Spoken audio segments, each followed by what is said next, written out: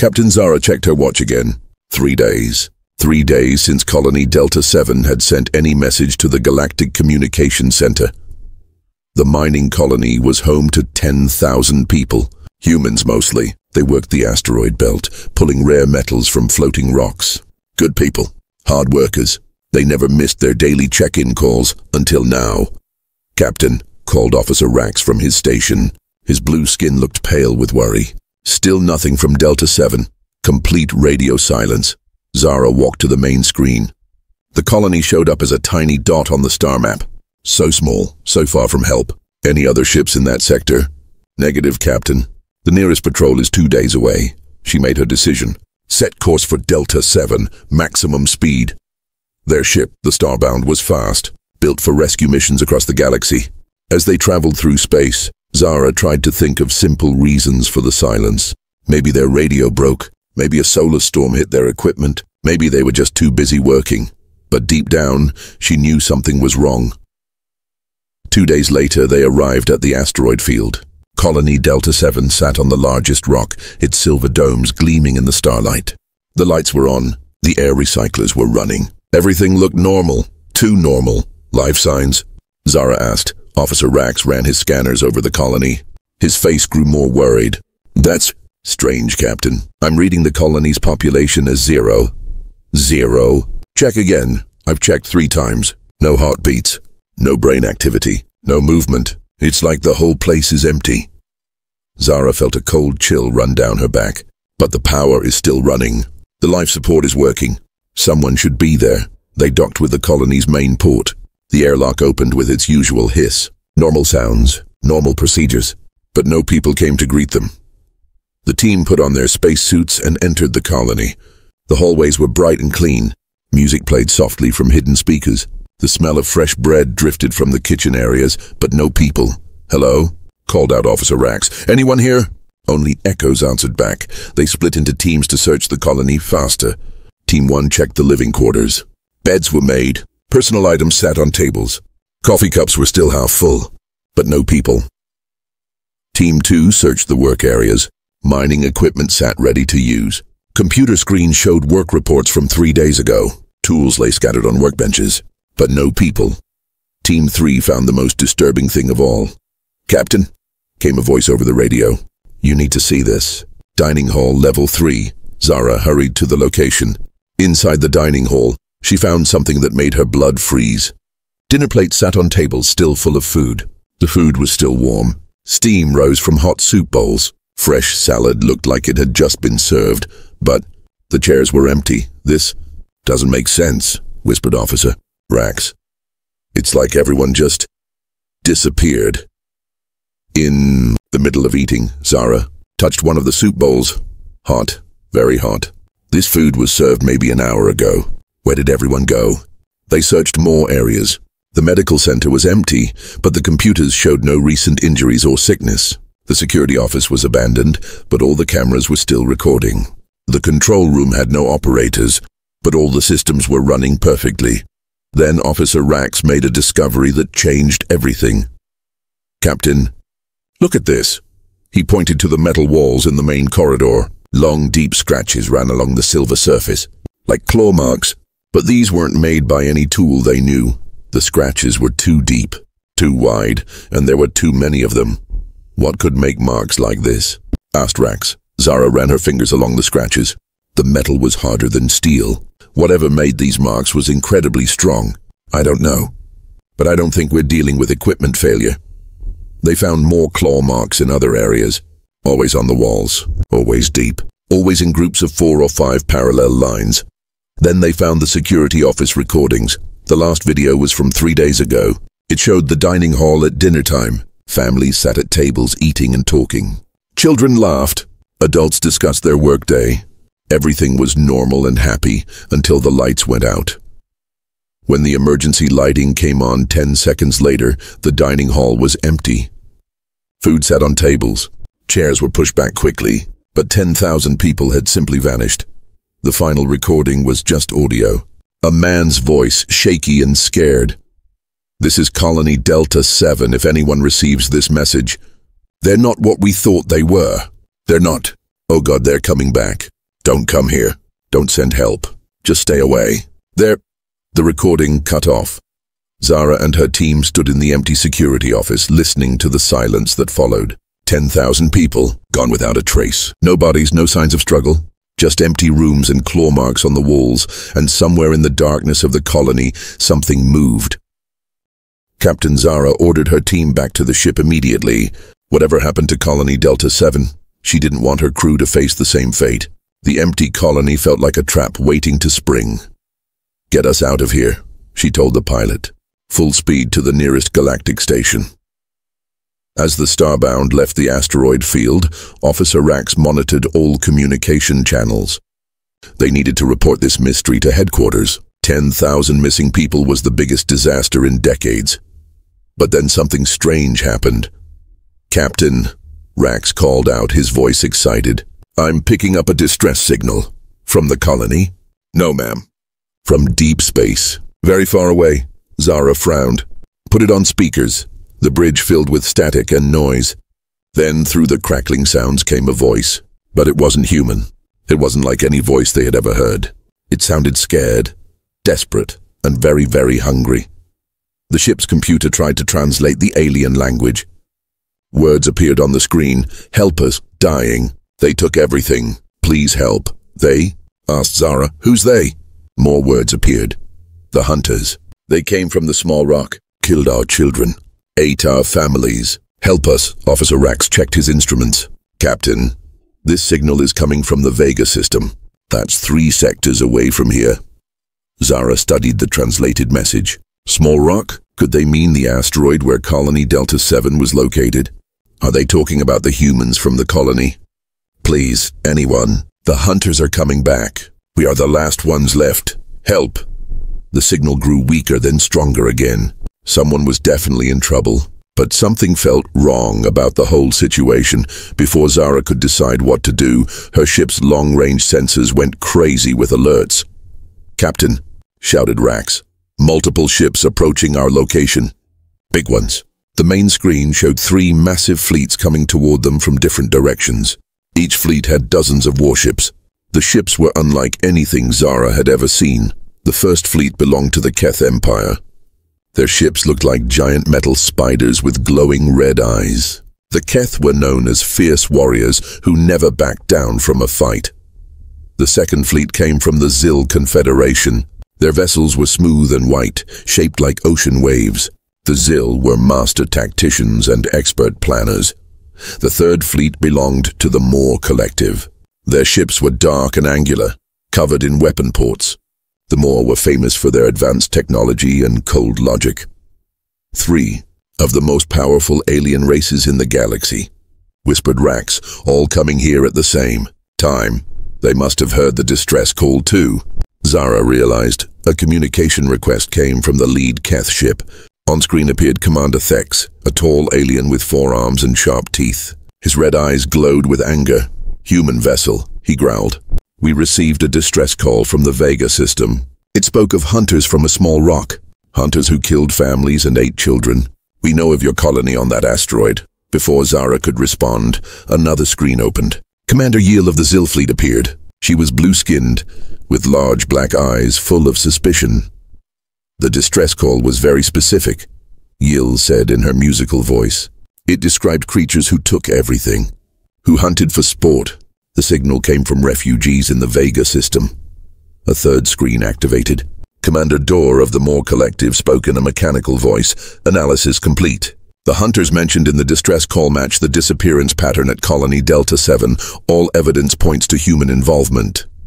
Zara felt her heart racing. Wait, you think humans did this? You think the colonists killed these aliens? The timeline matches, said Commander Thex. Your colony goes silent. Refugees in Vega send distress calls about hunters from a small rock. Very convenient. But our people are missing too, protested Zara. 10,000 humans disappeared. Commander Yiel's eyes narrowed. Or 10,000 humans spread out to hunt in other systems. The 3 alien fleets moved closer. Weapon systems powered up on dozens of ships. They surrounded the Starbound completely. You will come with us to the Vega system, declared Commander Dorr. You will face justice for what your species has done."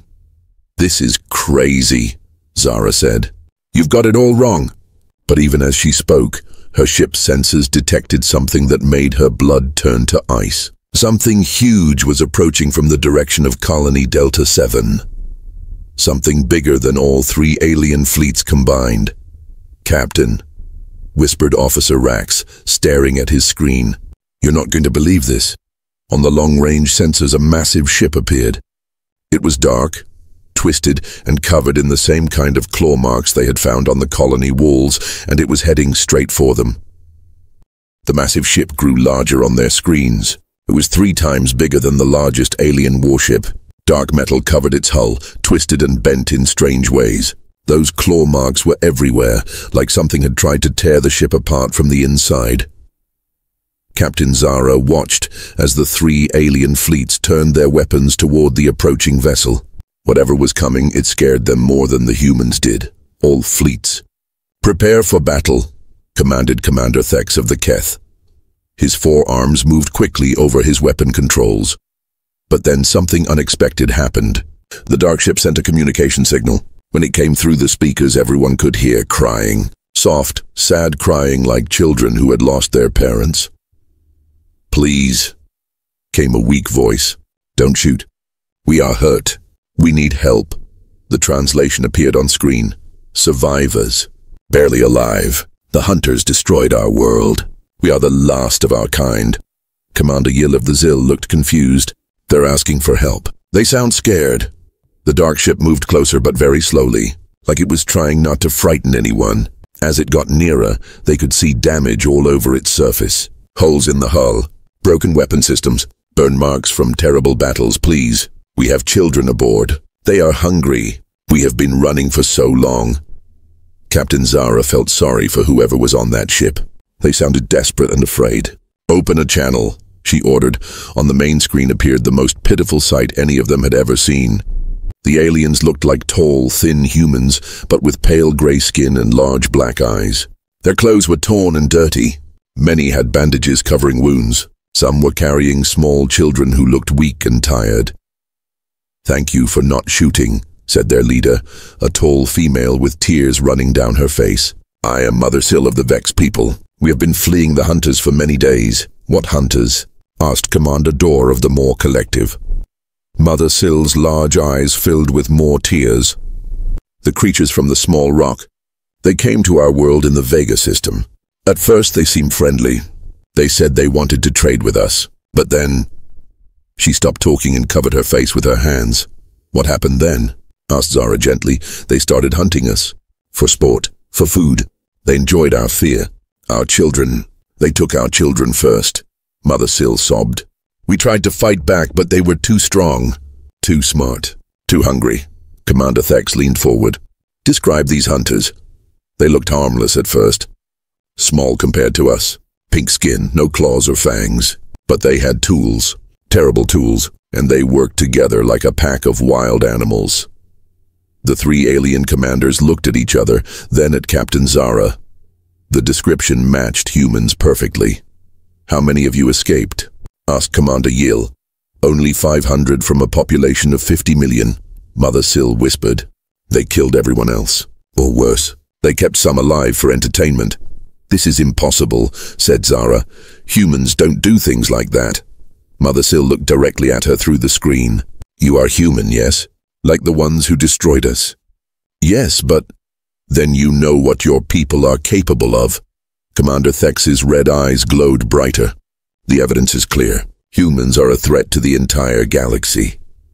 But something bothered Captain Zara about this story. "Wait a minute. You said the hunters came from a small rock, right?" "Yes." "And you sent a distress call from the Vega system?" "Yes, hoping someone would help us."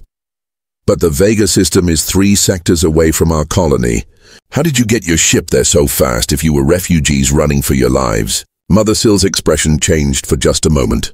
Her large eyes seemed less sad and more calculating. We had fast ships, fast enough to outrun my rescue vessel, fast enough to send a signal and then appear here within hours." The other commanders were watching this exchange carefully. Something didn't add up. Officer Rax checked his instruments quietly, then whispered to Zara, Captain, their ship's energy signature is strange. It's not showing signs of battle damage on the inside, only on the outside. Zara nodded. Mother Sill, would you mind if we sent over a medical team to help your injured people? For the first time, Mother Sill looked nervous. That's not necessary. We can care for our own, I insist. We humans always help those in need. Mother Sill's face went completely pale. Behind her, other Vex aliens started moving around quickly, like they were preparing for something. Actually, Mother Sill said, and her voice was different now. Harder, more dangerous. We don't need your help anymore. The crying sounds stopped. The sad expressions disappeared, and Captain Zara realized they had just walked into a trap. All ships, she broadcast quickly, battle stations. They're not the victims. But it was too late. The dark ship's weapons powered up, and they were nothing like the broken systems they appeared to be. Part 4, The Hunt, begins HFY Sci-Fi Story, 800 words. The Vex ship's weapons fired first. Bright energy beams cut through space toward the alien fleets. But these weren't the desperate shots of refugees. These were precise, deadly strikes from experienced hunters. Commander Thex's ship took a direct hit. His angry voice crackled over the radio. All ships, fire at will. They deceived us. The battle erupted across the asteroid field. 3 alien fleets against 1 dark ship, but the Vex vessel moved like nothing they had ever seen. It twisted and turned through space, avoiding most attacks while striking back with devastating accuracy. Captain Zara watched in horror as 2 Zill ships exploded in bright flashes. Get us out of here, she shouted to her pilot, but Mother Sill's voice came over their communications, no longer weak and crying. Now it was cold and hungry. You cannot leave, little human. We need you alive for questioning. Questioning about what? About where your people hide. About how many worlds you have infected with your presence. A tractor beam locked onto the starbound. The human ship couldn't move. They were trapped while the battle raged around them. Officer Rax worked frantically at his console. Captain, I'm detecting something in the colony's security files. Emergency backup recordings. Show me. On screen appeared grainy footage from Colony Delta 7, recorded weeks ago. It showed the colonists working normally, mining asteroids and living their daily lives.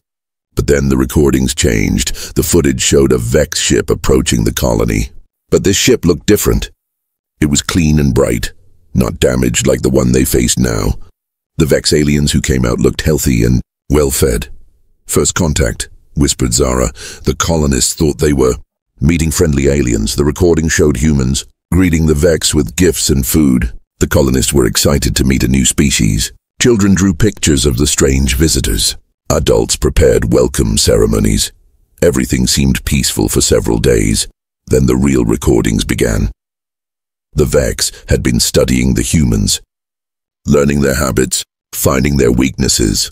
The aliens were patient hunters who took time to understand their prey. The attack came at dinner time, just like Zara had suspected. But it wasn't humans hunting Vex. It was Vex hunting humans. The footage showed Vex aliens moving through the colony with terrifying speed and strength. Their friendly masks were gone. Now they showed their true faces, faces with too many teeth and eyes that glowed with hunger. The humans tried to fight back, but they were caught completely by surprise. Families were separated. Children were taken first, just like Mother Sill had said. But the Vex were the ones doing the taking. They're farmers, Zara realized with horror. They don't just hunt, they farm other species. The recording showed humans being loaded onto Vex ships. Not killed, captured, kept alive for some terrible purpose. But then, something unexpected happened in the footage. A group of human miners fought back harder than the Vex expected. Led by a woman named Sarah Chen, they used mining explosives to damage the Vex ship. Several aliens were killed. Sarah Chen looked directly into a security camera before the recording ended. If anyone finds this, don't trust them. They're not what they seem. And tell Earth. Tell Earth we need the hunters. The recording cut out. The hunters? Asked Officer Rax. What did she mean? Before Zara could answer, their ship's long-range sensors detected something new. Something that made her heart race with hope and fear at the same time. A human fleet was approaching. But these weren't rescue ships like the Starbound. These were warships, Dark, angular vessels covered in weapon systems. Ships built for one purpose, hunting. The lead ship was massive, painted black with red markings. On its side was a symbol, a human skull with crossed bones beneath it. "This is Admiral Kane of the Earth Defense Fleet," came a calm, cold voice over the radio. "We received Sarah Chen's message 3 days ago." Mother Sill's confident expression suddenly changed to fear. "Impossible. We destroyed all communications from the colony." "You destroyed the regular channels," Admiral Kane replied. "But miners always have backup systems. Deep space emergency beacons that activate when colonies go silent. The human fleet moved into attack formation. Unlike the alien ships, they didn't rush in. They spread out slowly, surrounding the Vex vessel from all directions." "This is how humans hunt," Kane continued. "We don't attack in anger. We plan, we prepare. We make sure our prey has nowhere to run." The 3 alien commanders watched in amazement as the human ships moved like parts of a single mind. No wasted movement, no unnecessary risks, pure calculated efficiency. Mother Sill's ship tried to run, but everywhere it turned, human vessels were waiting. "You made one mistake," Admiral Kane said, his voice getting colder. "You took our people, and humans never abandon their own." The Vex ship fired desperately in all directions, but the human fleet absorbed the attacks and kept closing in. "Now you'll learn why Earth keeps the hunters." The human hunter fleet moved in perfect formation around the trapped Vex ship. No escape routes, no mercy. Admiral Kane's voice cut through the silence like a blade. "Surrender now, and we will make it quick." Mother Sill's ship fired desperately at the nearest human vessel. The energy beam struck the dark hull but barely left a mark. The human ship didn't even return fire. It just waited. "Your weapons cannot hurt us," Kane said calmly. "We learned from the species you destroyed. We adapted their technology. We became better." Commander Thex of the Keth watched from his damaged ship. "What are those humans? They fight like machines." Commander Yeel of the Zill was running full scans on the human fleet. "Their ships. They're using technology from dozens of different species." "How is that possible?" Commander Dor of the Maw Collective had access to the galaxy's greatest databases. What he found terrified him. "According to our records, Earth established the Hunter program 50 years ago, after the first alien species tried to invade human space." "What happened to those invaders?" asked Zara from the Starbound. "They disappeared completely. Every ship, every trace. The galaxy assumed humans were destroyed." "We were never destroyed." Admiral Kane's voice came over the open channel. "We learned. We evolved. We became what we needed to become." The Vex ship made one final desperate attempt to escape. It fired all weapons at once, creating a massive explosion that lit up space like a small sun. For a moment, it seemed like they might break through the human formation. But when the light faded, the human ships were still there, undamaged, unmoved, waiting. "Impossible," whispered Mother Sill. "What are you?" "We are what you made us," Kane replied. "Every species that attacked humanity taught us something new. The Krell taught us their shield technology before we ended them. The Vorth showed us their speed before they vanished. The Zek gave us their weapons before we hunted them to extinction." The 3 alien commanders felt fear growing in their hearts. How many species had tried to hunt humans? How many had simply disappeared? "You see," Kane continued, "humans have a unique trait. We adapt, we learn, we survive. But more importantly, we remember." The hunter ships began to glow with strange energy. Not weapons, something else. Something that made the space around them shimmer and bend. For 50 years, we have been the galaxy's secret guardians. When a species becomes too dangerous, too hungry, too cruel, we are called. We handle the problems that others cannot. Mother Sill's ship started to shake. The energy from the human vessels was affecting their engines, their weapons, their life support. "We know about your farming worlds," Kane said. 7 planets where you keep other species like cattle. Billions of innocent beings suffering for your hunger. How could you know that?" Mother Sill demanded. "Because we rescued some of your livestock 20 years ago. They told us everything. Since then we have been planning, preparing, learning your weaknesses." The Vex ship systems began shutting down one by one, not from weapons fire, but from some kind of technological virus the humans had developed. "Your ship will stop working in 60 seconds, Kane announced. "Your weapons are already offline. Your engines will fail next. Then life support. Please, Mother Sill begged, her voice returning to the fake crying from before. We have children aboard. No, you don't. Our scans show your ship contains only adult warriors and genetic samples from the species you have destroyed, including samples from our colonists. The lie was exposed. The Vex had no children. They had no refugees. Only hunters pretending to be victims. What will you do with us? Mother Sill asked, her voice now filled with real fear. The same thing we did to all the others who threatened innocent life. You will simply disappear.